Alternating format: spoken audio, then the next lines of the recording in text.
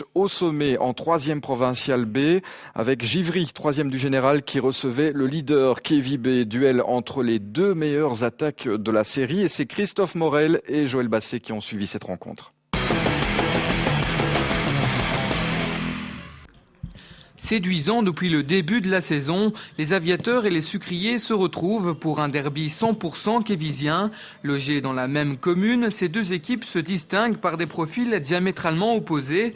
Auteur d'un début de championnat étonnant avec la meilleure attaque de la série, Givry a fait oublier sa mission sauvetage de la saison dernière.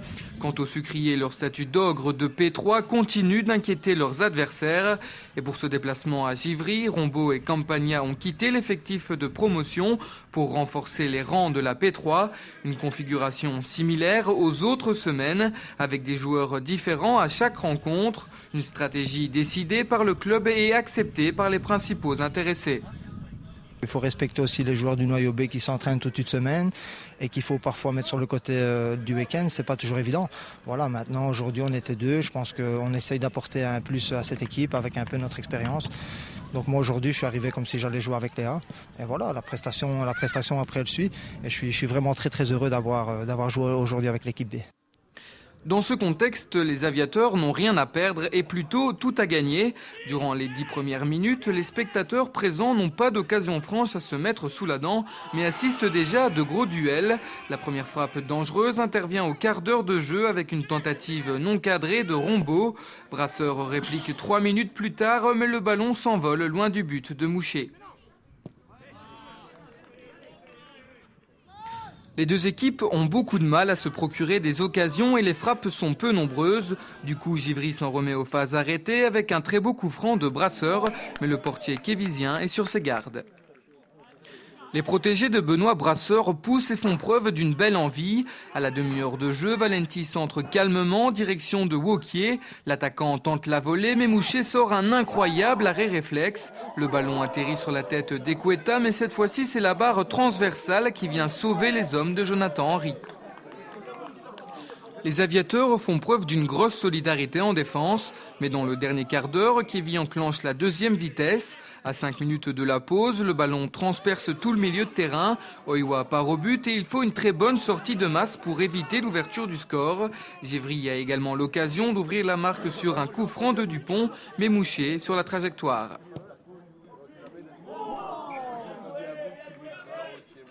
En seconde période, le rythme s'intensifie. Kévi bénéficie d'un bon coup franc. Campagna s'élance et touche le montant. Le ballon revient dans les pieds de Novakovski qui décide de tenter sa chance.